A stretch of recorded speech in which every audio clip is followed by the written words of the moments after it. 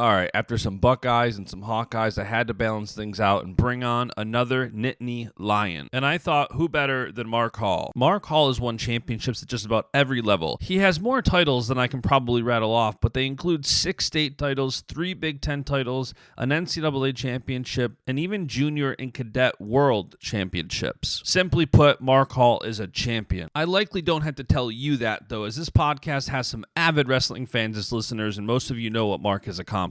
Today, I'm more excited to lean into Mark's mind and talk about how he's been able to have the success he's had and talk about his reaction to recent events and what's coming up next for Mark. So if you haven't subscribed to the podcast yet, be sure to subscribe. And if you already have, thank you. Your support is why and how this podcast keeps rocking. And hey, if this is your first time here, thank you for giving this podcast a listen. If you enjoy this episode, be sure to go back and listen to the other 50 archived episodes if you want more conversations with more great wrestlers. All right, it's time to roll the intro. It's Baschamania!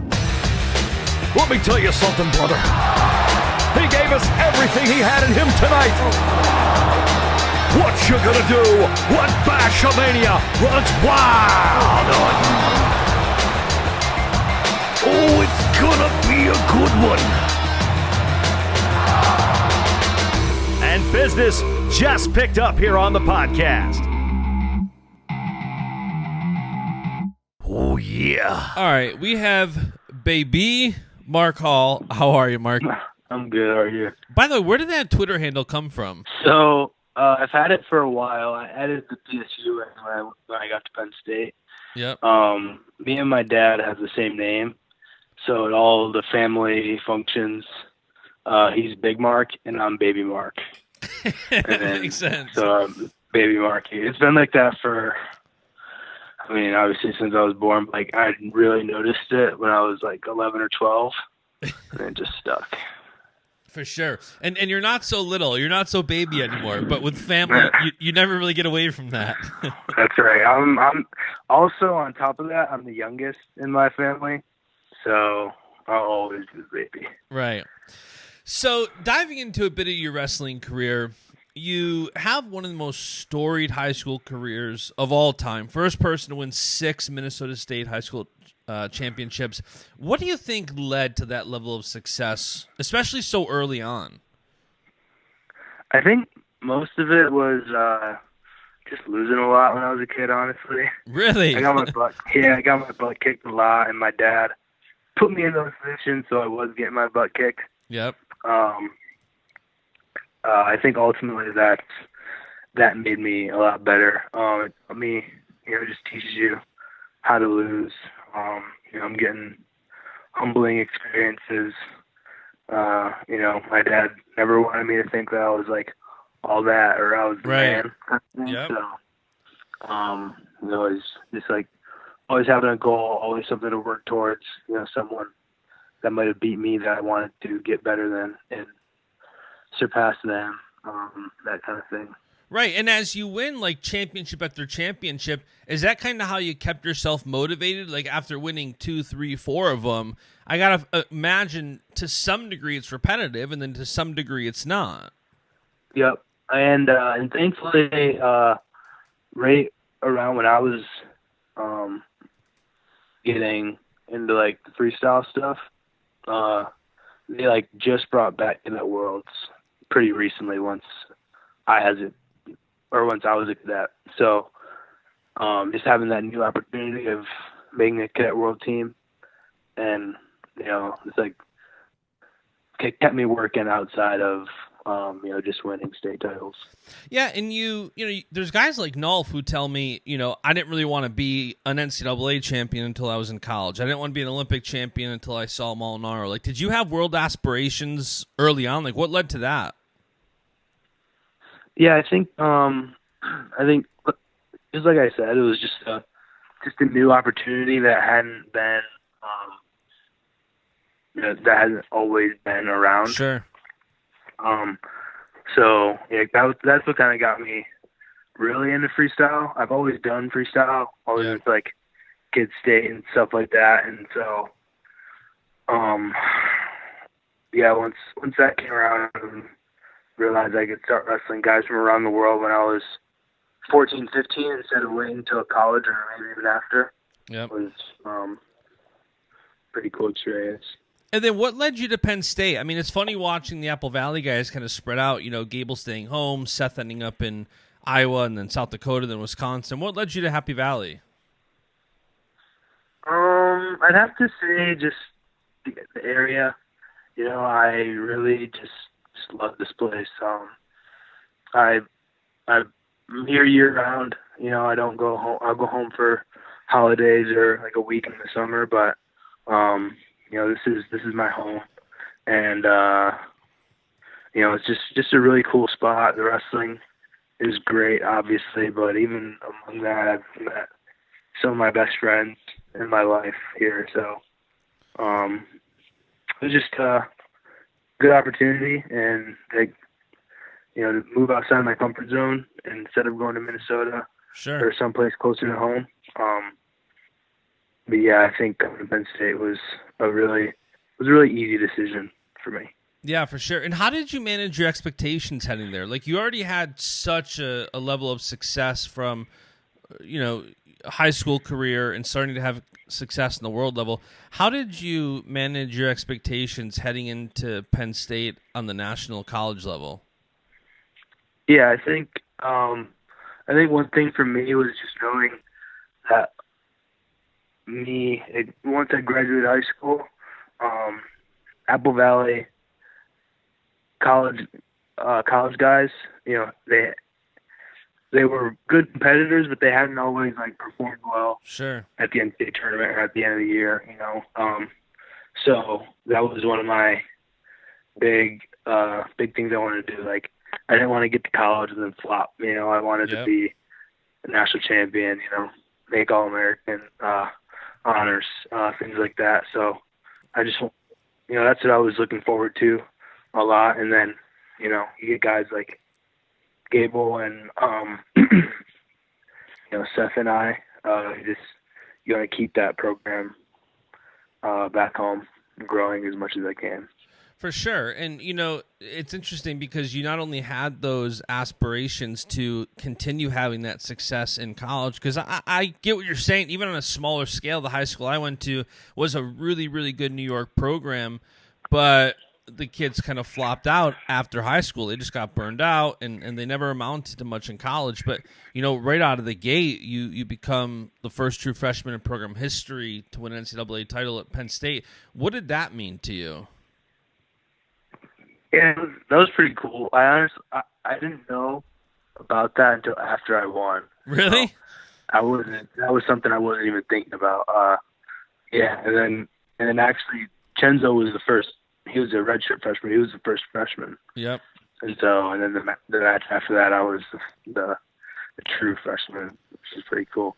But it was a really cool experience. I didn't even like I said, I didn't even really think about it until someone had told me. And then how did you manage your expectations after that? I feel like if you become, it seems like so many coaches tell me that their athletes come into college, and ever since Cal, now everybody wants to be 4-time national champs.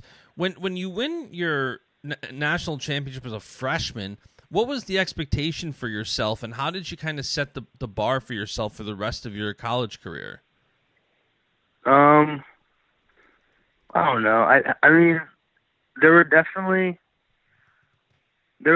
going through my head, but I never really had I never had expectations for myself. Sure. Just around the board. I think, if a coach puts an expectation on a kid, it can make it a lot harder. And just from personal experience and seeing it, outside of just like my wrestling friends throughout the years. Yeah. When you get that kind of pressure from someone, or if your parents put expectations on you, if you get that kind of pressure from someone and you don't meet that expectation, you think you're disappointing that other party, or you're disappointing yourself. Sure. So to me, I didn't really have any expectations. I just knew when I was wrestling, I was doing my best, and just trying to be a good leader and a good example for guys on the team. And I think you were a pretty good example. I mean, you're not only humble, but you figure by 2017 you had won 3 World Cadet and Junior world championships, 6 state championships, an NCAA championship. How did you keep that humility and that proper perspective, not to let the success get to your head? I just knew, there's always someone out there that's better than you. And I think I just knew, like, there's always something else to work towards. Yeah. If I wasn't working towards a junior world title, I'm working towards NCAA championships. I'm working towards Big Ten titles. Yeah. And then even to scale it down even more, like, you got to focus on the next match. Yeah. And I knew the guy that I was wrestling, whoever I end up wrestling, they don't care if you're a national champion. They don't care if you've been an All-American, won world championships, how many state championships I won. Those guys don't care. Like, so I know I'm just anybody else in this, like, the grand scheme of things. And how did you balance that with confidence? Like, I know you said in an interview back in, like, January that the last time you were nervous was probably your freshman year heading into Carver Hawkeye.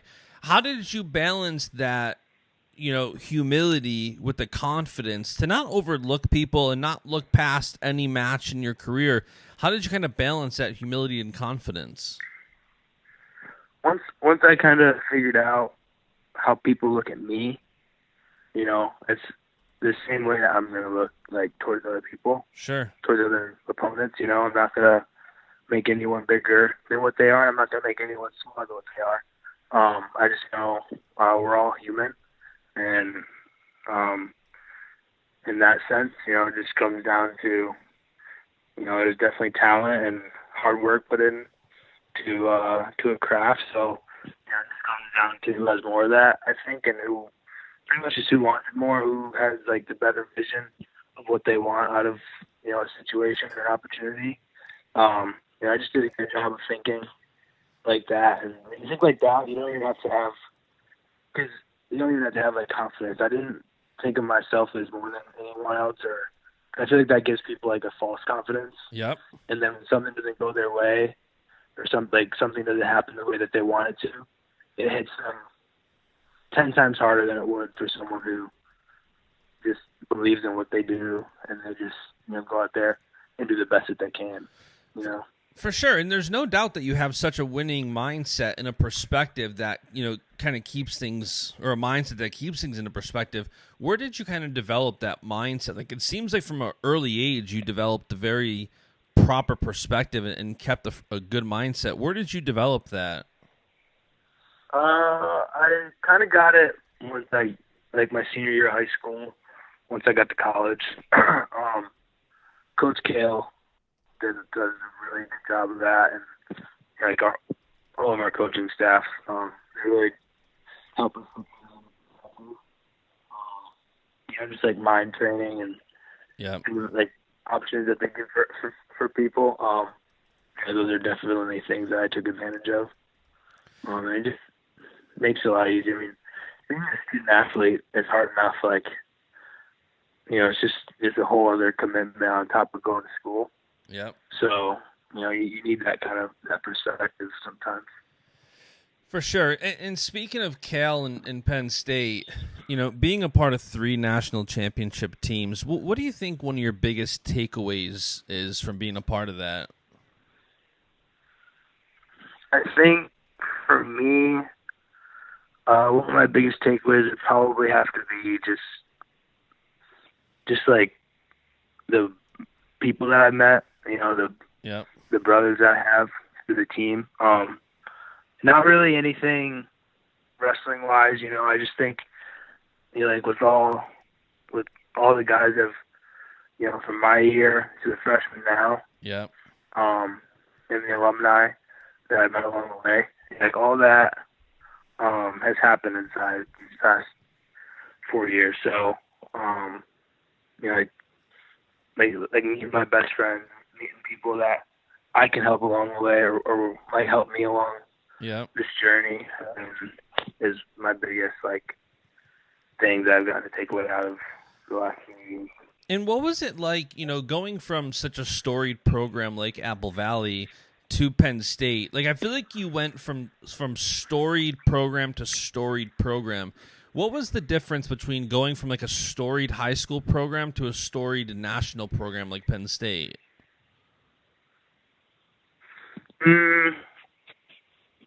I think so. Once I got to Penn State, it would just be like one big difference is just like the amount of support in the community. Yeah. I mean, obviously, just like Apple Valley we had some pretty decent like crowds and student sections, but it was only when like big teams from Minnesota would come in. Sure. Or we had sections like regional tournament there one time. Yeah. So definitely just like the community. I mean, every match at Rec Hall, no matter who it was, Rec Hall was rocking. It was awesome. Yeah. And then just seeing people who knew that I was, who knew the people around me when I went out to eat with like my teammates, or just being out in public, walking down College Avenue. That was a really big difference. Just like how much bigger of a spotlight it is, right? To be a Penn State athlete. And when you do compete your whole life you've been competing at such a high level. There's not many people I can think of that have competed at such a storied high school program, competed and won at the world level, competed and won at the college level at such a storied program. How have you continued to compete and not burn out while maintaining such a level of success?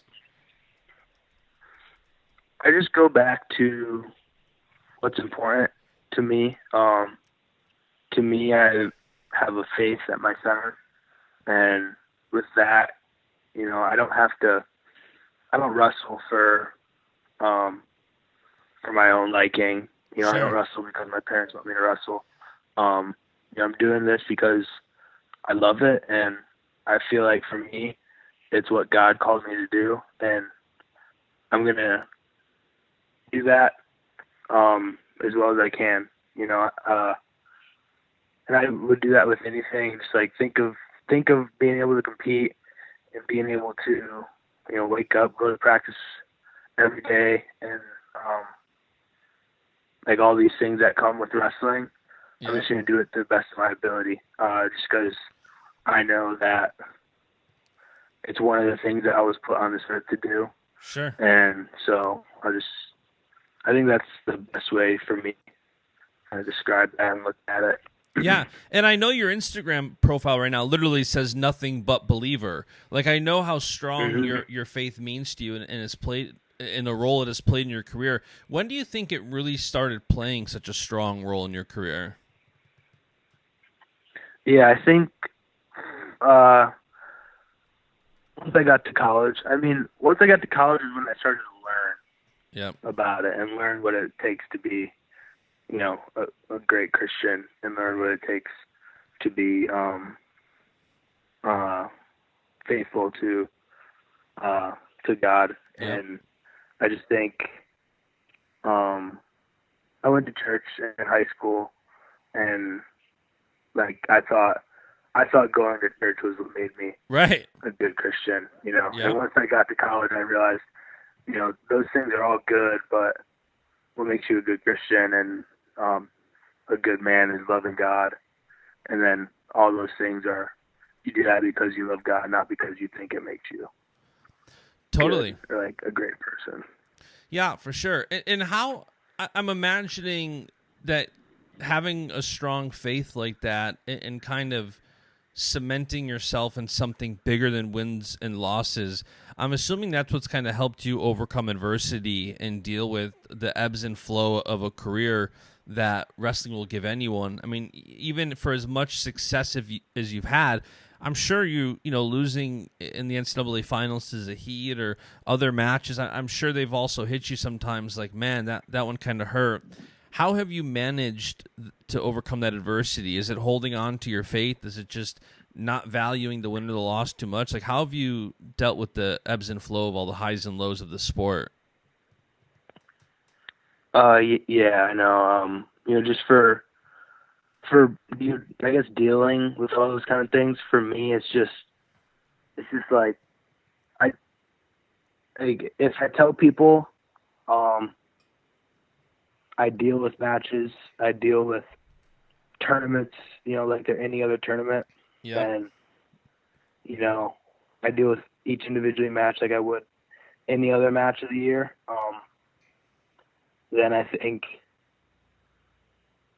that makes things a lot easier. So if I'm losing a match at the beginning of the year, for me it's just like losing a match in the NCAA finals. I know it has like other things attached to it, but sure, just being who I am and how I see things. It's just another match. It's just another opportunity to go out and grow if God thinks He needs me to grow, yep, or to to win that match, and then even after that, if He thinks it's a good reason for me to grow, then finding reasons to grow in those things. I also think just knowing that losing and how bad it sucks. Like, don't get me wrong, I love to win, but like losing and getting the lessons that I've learned from losing. If I didn't learn those lessons, I would have lost a lot more matches than what I did. sure. And, you talk about a sport like wrestling, and one of the reasons I ask, too, is that the wins and losses are kind of the easy thing to look at from a standpoint of highs and lows and overcoming adversity.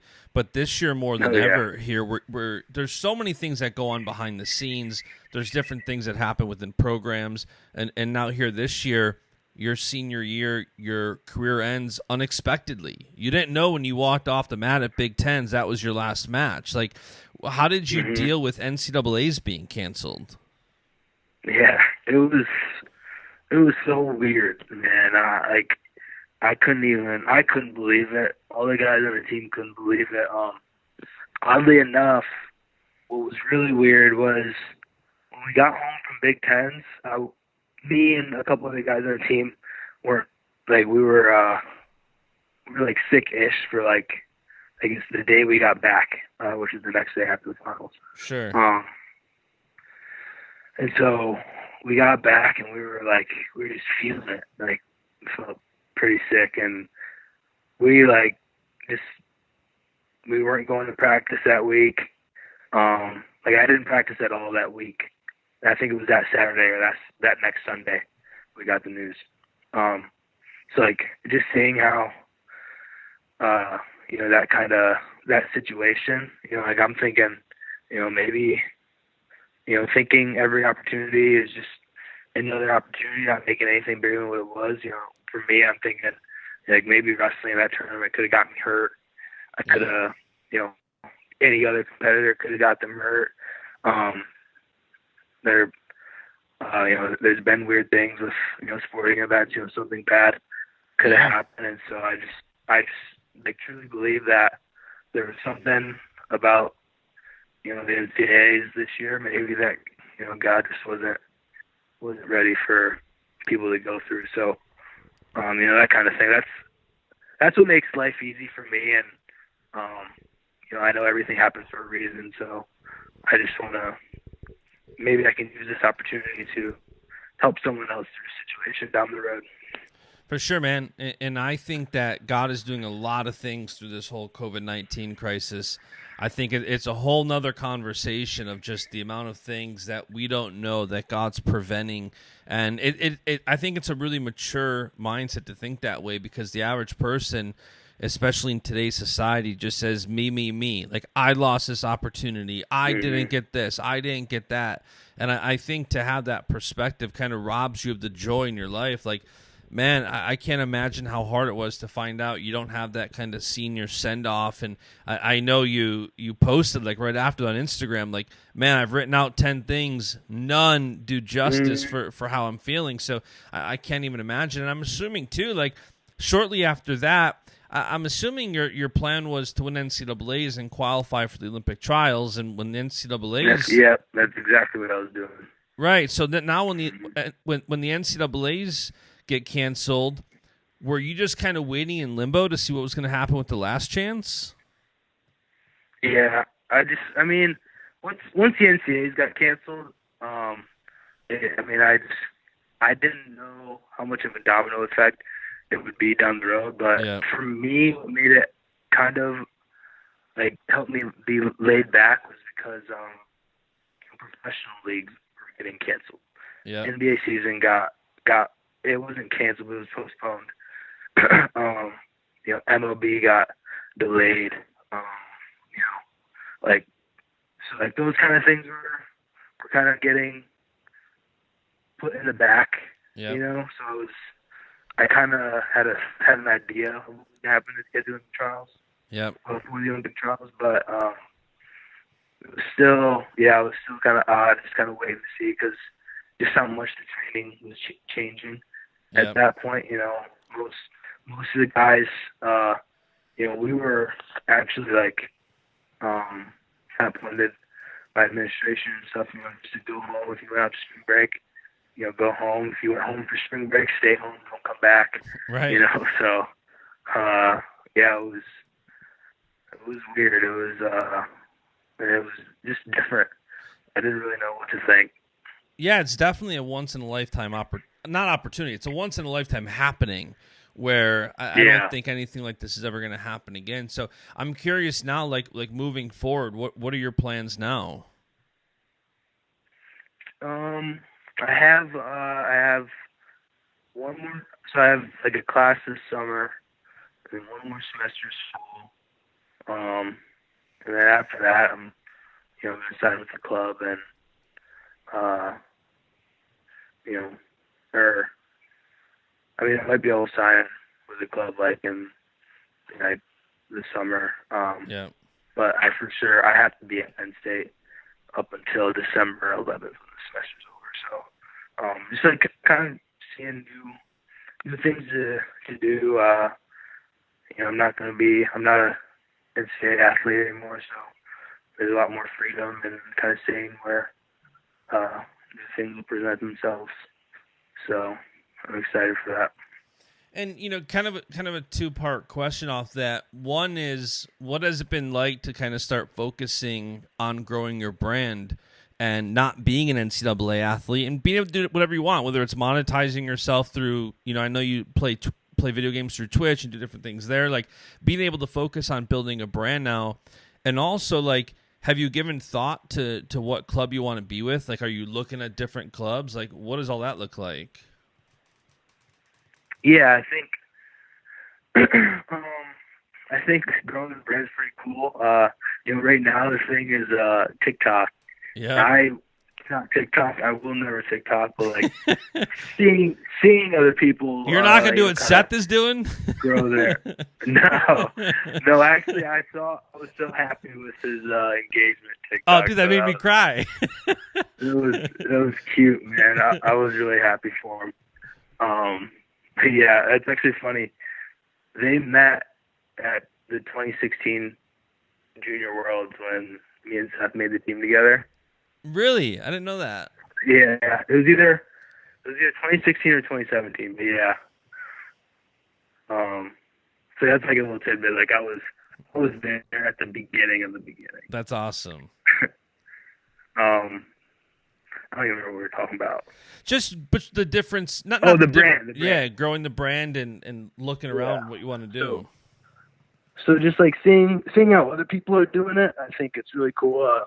There's so many ways to, kind of get your name out there and, build that liking. As far as, clubs and stuff, I think the like really easy thing to do would be sign with the NLWC, which is still an option and something, something that I'm looking forward to like seeing through. But there's also so many different opportunities, especially with like the PRTC and with Coach Slay, who's been one of my mentors and like since I was in middle school, Yeah. and someone that's watched me grow and helped me grow into, the man I am today. Yeah. He's also a very good mentor and coach for me. And, so like, that's just one example of the, like, amazing opportunities that are still out there. So I think right now is, really good for me, just kind of realizing, wrestling isn't at the top right now. I get to kind of go through another recruiting process, and Yeah. because this is, like, after I'm done with college, wrestling's my life now. So like, that's how, that's my job now, kind of thing. So Yeah. just kind of figuring out where I want to do that and where I'll be happiest doing that.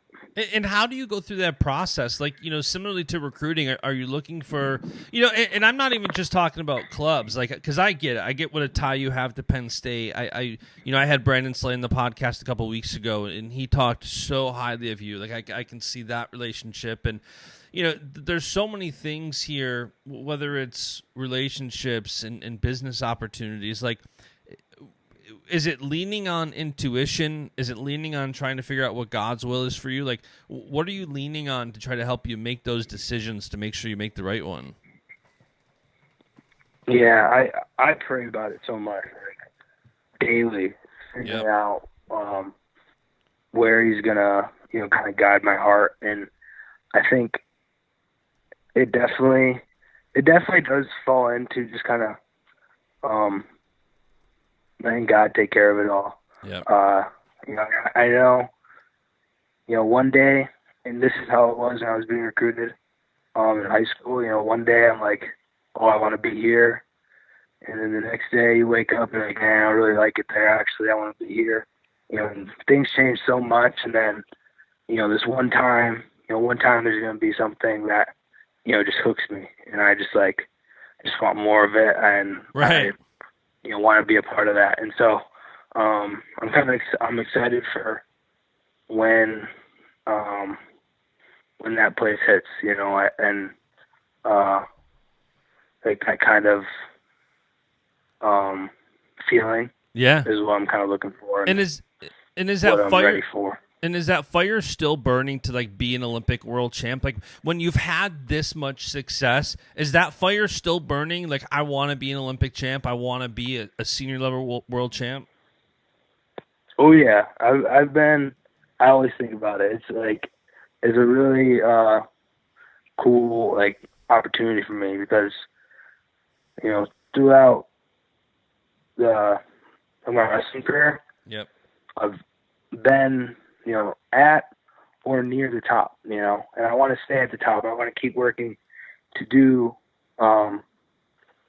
whatever I can to stay at the top because that's what I'm familiar with. I said, like, I like to win, man, and I like to, and I like the work that I do so I can win. Yep. And with all that being said, I want to make world teams. Yep. I want to win world championships and be an Olympic champion. But with all that being said, I also want to be the best man that I can and be a leader for kids. Sure. Maybe coming up through Penn State, my teammates still, be the man that, like my mom raised me to be because, like, I would so much rather be a winner and someone that people look up to or people can talk to and approach than be a 100%. winner and, have people who don't like me for who I am or, I'm like a jerk and I don't, Yeah. give those opportunities out that I was given, like that kind of thing. Yep. So those are the two things I'm looking forward to learning how to do and getting to be like for the coming years. For sure, man. And I'm excited to watch that journey. And one more question, and I'll let you go here. It's funny, as we talk about how many championships you've won and how storied your career has been thus far, what would you say has been one of your favorite matches? Favorite matches? Are you saying like ever or Ever. Anything's on the table. ever? All right. Man, I have two. So one is definitely my Junior Worlds, 2017. The cement mixer? That was 20. Was that 20? I thought that was... So 2016. Okay. 2016 Junior Worlds. 2017, the cement mixer was sweet. That was awesome. But I'm talking about 2016 Worlds. Okay. That guy I wrestled at Beat the Streets that summer. And I beat him. It was like 7-6. He was surging at the end. He was coming back at the end. I got tired. And then I wrestled him again in the Junior World Finals. And I teched him in like 29 seconds. Took him down, turned him, leg laced him. And that was something that Coach Slay and I worked on daily, every single practice. Like, every time I was drilling take down to turn. I heard take down to turn, like, several times a week. Like, right. I could, like, feel it coursing through my veins. Take down to turn, take down to turn, take down to turn. And, you know, to actually, like, go through a match and do things exactly how I drilled it was, like, that was the coolest experience. So that match was awesome. And then this year at the BJC, when I cement mixered Caleb Romero, yep. that was a crazy, crazy match. It was like, because going up to that match, I knew he shot with his right hand, and I knew I did my mixer to the left side, so it was perfect. And I knew he was going to shoot like a double leg or a high crouch on me. Yep. He always came out hot. Like all these things I pay attention to, and I kind of saw like outside like the bigger details that my coaches gave me. Yep. Like I could see things like when I watch like outside of what they do, just like wrestling wise. So I knew he was going to shoot his right hand, and I knew he was going to come out hot, you know, try to hand fight hard with me, you know, give a good club maybe. And seeing the match, I had my left hand down the entire time. Like, yeah. I knew exactly what was coming. So keep my left hand down. He takes that high crouch. I stuff it, kind of catch my arm underneath, and I'm just like, I'm waiting. And the second I see his elbow go down, I roll, and I stuck him. Yeah, that was a great one. And so, yeah, and like something I liked about that match was because that was another time where I was like, I had this vision of that happening like over and over and over. That's all I could think about. I'm like, he's gonna shoot on his right hand. I'm gonna down block it, and I'm gonna cement mixer. I'm gonna pin him. And like that's what was going through my head before that match for like an hour. Like that's wild. So that was really cool too. That's wild. Has that happened often where you envision something so much before a match that it comes to fruition during the match? Not too much. I mean, I'm always thinking of how things are gonna happen, you know, like kind of what I'm gonna do. That having that positive mindset of, you know, things I want to do during the match and, you know, how I want it to go. I want to keep a high pace. I want to get this guy tired. You know, those kind of things. But, you know, hardly ever is it like exactly from second to second like what I'm thinking is gonna happen. Right. So yeah, with that one, I mean, it felt so fast, and I just like I knew exactly, you know, what was gonna, like, the sequence of events that I wanted and that I was looking towards. That's wild. Mhm. Wow. Crazy. But that comes with how much experience and, you know, like all the things that, all the like kind of positions I've been through. Yep. You know, so it was really cool. Yeah, that's awesome. Well, listen, man, I'm sure I could talk to you for hours, so we might have to have you back on as a part 2. But for now, I appreciate you taking some time and hopping on, man, and I'm really looking forward to the next step in your journey here. Thank you very much. I appreciate that. Awesome, man. We'll speak soon. And that is it for today's episode. Thank you so much for tuning in. I hope you enjoyed this conversation as much as I did. If you did enjoy this episode of the podcast, be sure to leave a 5-star rating review on Apple Podcasts, and be sure to subscribe so you don't miss out on more episodes. As always, if you've got feedback on this episode, send it to me. Hit me up on Twitter, Instagram, email, the website, you name it. I'd love to hear from you guys. And the beat goes on, goes on, goes on, goes on.